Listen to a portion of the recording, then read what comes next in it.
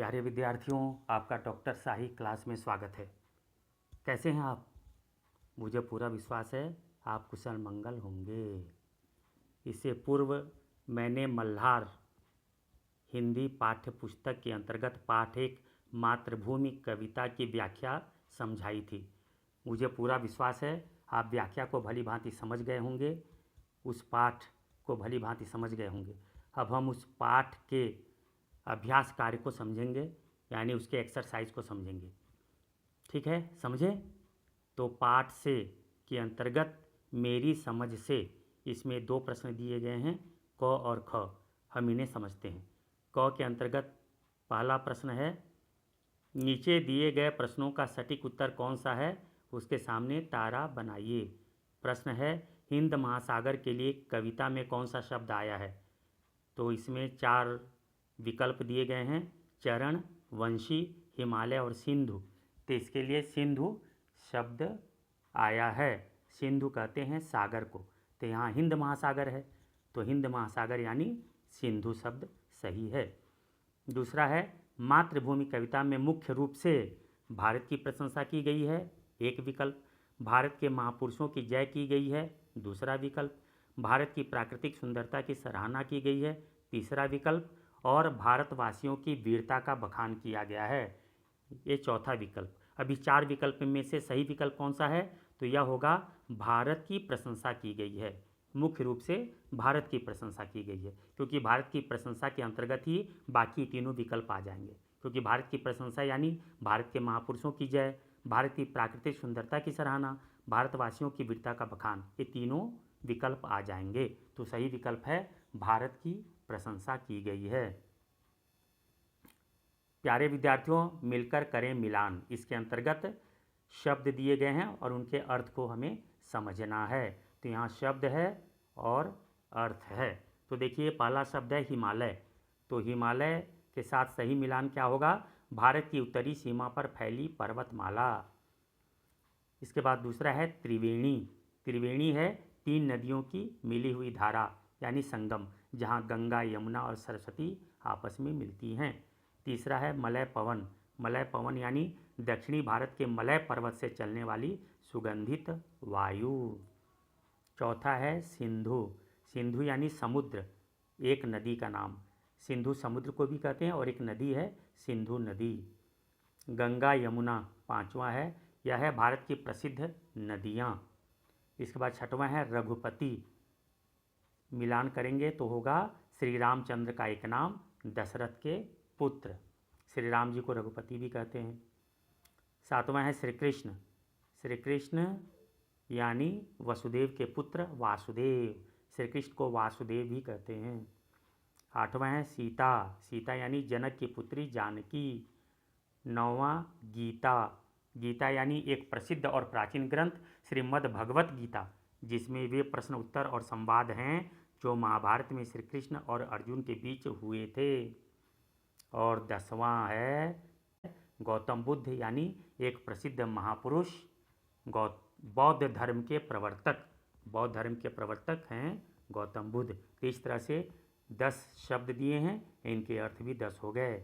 देखिए, यहाँ मैंने लिख भी दिया है, इसे आप अपनी नोट कॉपी में लिख सकते हैं। इसके बाद देखिए, सोच विचार के लिए, यानी आपको सोच विचार के लिखना है कि इसका क्या उत्तर होना चाहिए। देखिए, क है, कविता को एक बार फिर से पढ़िए और निम्नलिखित के बारे में पता लगाकर अपनी लेखन पुस्तिका में लिखिए। जैसे कोयल कहाँ रहती है? तो अमराई में। तन मन कौन संवारती है? तो यह मलय पवन। झरने कहाँ से झरते हैं? तो पहाड़ियों से। श्री कृष्ण ने क्या सुनाया था? तो वंशी और गीता। गौतम ने किसका यश बढ़ाया? तो भारत का यश बढ़ाया। इसे हम कविता के द्वारा समझ सकते हैं। ठीक है, जैसे कोयल कहाँ रहती है? तो अमराई में। अमराइयाँ घनी हैं, कोयल पुकारती है, तो अमराई में ही तो कोयल पुकार रही है, यानी वो अमराई में रहती है। तनमन संवारती है, मलय पवन, बहती मलय पवन है, तनमन संवारती है। तो इस तरह से ये उत्तर हुए। इसे आप अपनी नोट कॉपी में लिख लेंगे। अब देखिए ख देखिए, नदियाँ लहर रही हैं, पग पग छहर रही हैं। लहर का अर्थ होता है पानी का हिलोरा, मौज, उमंग, वेग और जोश। छहर का अर्थ होता है बिखरना, छितराना, छिटकना और फैलना। कविता पढ़कर पता लगाइए और लिखिए। क्या आपको लिखना है? कहाँ कहाँ छटा छहर रही है। तो छटा कहाँ छह रही है? भारत भूमि के कण कण में। यहाँ कण कण जो है वहाँ छठा छहर रही है। यहाँ जैसे वो पग पग दिया है ना, पग पग, पग पग दिया है, जगमग छटा निराली। पग पग छहर रही है, यानी पग पग यानी हर कदम। तो यहाँ हर कदम के रूप में हम यहाँ पे कण कण लेंगे, यानी कण कण में जो छटा है वह छहर रही है। किसका पानी लहर रहा है? तो गंगा यमुना सरस्वती आदि त्रिवेणी की लहरें। गंगा यमुना सरस्वती को हम त्रिवेणी कहते हैं। तो इनका जो पानी है वो लहर के रूप में पानी लहरा रहा है। जैसे गंगा यमुन त्रिवेणी नदियाँ लहर रही हैं, है ना। तो यहाँ गंगा यमुना सरस्वती जो त्रिवेणी कहलाती हैं, इनका पानी लहर रहा है। अब देखिए बच्चों, यहाँ फिर मिलान करना है। यहाँ स्तंभ 1 दिया है, स्तंभ 2 दिया है, आपस में मिलान करना है। पहला है वह जन्मभूमि मेरी, वह मातृभूमि मेरी। इसका सही होगा, मैंने उस भूमि पर जन्म लिया है इसलिए जन्मभूमि, वह भूमि मेरी माँ समान है यानी मातृभूमि। तो यह पहला यही सही है। चिड़ियाँ चहक रही हैं हो मस्त झाड़ियों में, इसका होगा वहाँ की जलवायु इतनी सुखदायी है कि पक्षी पेड़ पौधों के बीच प्रसन्नता से गीत गा रहे हैं। तीसरा है अमराइयाँ घनी हैं, कोयल पुकारती है। यहाँ आम के घने उद्यान हैं जिनमें कोयल आदि पक्षी चहचहा रहे हैं। अब देखिए अनुमान या कल्पना से, ठीक है। यहाँ 2 प्रश्न दिए हुए हैं, 2 प्रश्न हैं। अमराइयाँ घनी हैं, कोयल पुकारती है। कोयल क्यों पुकार रही होगी? किसे पुकार रही होगी? कैसे पुकार रही होगी? कविता की इन 2 पंक्तियों में 3 प्रश्न छिपे हुए हैं, 3 प्रश्न पूछे जा रहे हैं। इसका उत्तर मैंने डिस्क्रिप्शन में दिया हुआ है, लिखित रूप से दे दिया है, टाइप किया हुआ है, वहाँ से आप अपनी कॉपी में लिख सकते हैं। ख प्रश्न है बहती मलय पवन है, तन मन संवारती है। इससे प्रश्न है पवन किसका तन मन संवारती है, वह यह कैसे करती है। तो इसका भी उत्तर मैंने डिस्क्रिप्शन में दे दिया है, आप वहाँ से अपनी नोट कॉपी में लिख सकते हैं। इसके बाद बच्चों देखिए, यहाँ दिया हुआ है, नीचे दी गई पंक्तियों को पढ़िए। जगमग छटा निराली, पग पग छहर रही है। इन पंक्तियों में पग शब्द 2 बार आया है। इसका अर्थ है हर पग या हर कदम। शब्दों के ऐसे कुछ जोड़े नीचे दिए गए हैं, उनके अर्थ लिखना है। देखिए दिया हुआ है, घर घर यानी हर घर, बाल बाल यानी प्रत्येक बाल, सांस सांस यानी प्रत्येक सांस, देश देश यानी प्रत्येक देश, पर्वत पर्वत यानी हर पर्वत। तो ये हर पर्वत, देश देश प्रत्येक देश, सांस सांस हर सांस, बाल बाल प्रत्येक बाल और घर घर हर घर। जैसे घर घर खुशियाँ मनाई जा रही हैं, यानी हर घर खुशियाँ मनाई जा रही हैं। ठीक है। इसके बाद ख है वह युद्ध भूमि मेरी, वह बुद्ध भूमि मेरी।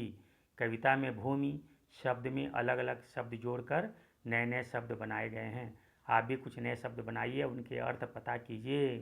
संकेत के रूप में दिया हुआ है तप, देव, भारत, जन्म, कर्म, कर्तव्य, मरु, मलय, मल्ल, यज्ञ, रंग, रण, सिद्ध आदि। इससे हम 6 शब्द बना सकते हैं। जैसे देव जोड़कर देवभूमि, देवताओं की भूमि, जहाँ देवता रहते हैं वह देवभूमि।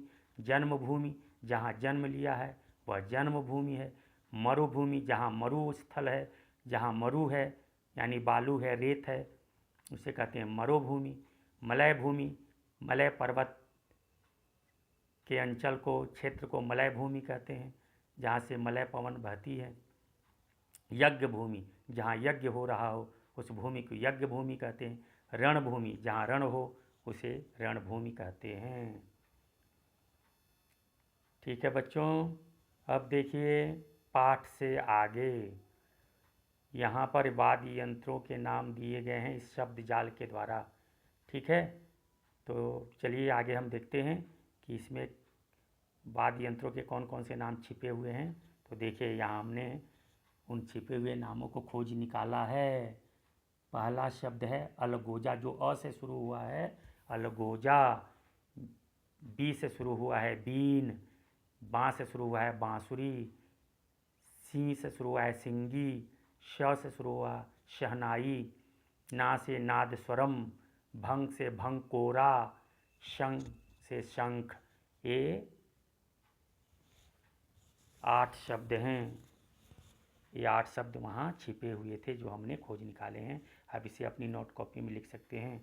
आज की पहेली के अंतर्गत देखिए यहाँ पे कुछ शब्द जो हैं वर्ण हैं वह उल्टे सीधे हैं, उन्हें हमें सीधा करके लिखना है। जैसे सम हगर दिया हुआ है, इसमें मात्रा जोड़कर हम महासागर बना दिए हैं। ठीक है, इसी तरह हमयल से हिमालय, गग से गंगा, भतर से भारत, लकय से कोयल, वनप से पवन, ये शब्द बन गए हैं। ठीक है बच्चों, मुझे पूरा विश्वास है कि आप इसे भली भांति समझ गए होंगे। इसे आप अपनी नोट कॉपी में लिख लीजिएगा। इससे पूर्व जो विद्यार्थी मेरे पहले वीडियो यानी कि मातृभूमि की व्याख्या वीडियो को नहीं देखे हैं वे उसे देख लेंगे। आप उसे देखेंगे तो इस व्याख्या को भली भांति समझ जाएंगे। इसके बाद आप इस अभ्यास कार्य को कर सकते हैं। मैंने डिस्क्रिप्शन में कुछ प्रश्न उत्तर लिखे हुए हैं, आप वहाँ से उन प्रश्न उत्तर को अपनी कॉपी में लिख सकते हैं। ठीक है, आप इस वीडियो को देखिए, लाइक कीजिए और अपने मित्रों में शेयर कीजिए जिससे ज़्यादा से ज़्यादा बच्चे इसे देख सकें, विद्यार्थी देख सकें, समझ सकें, जान सकें। धन्यवाद।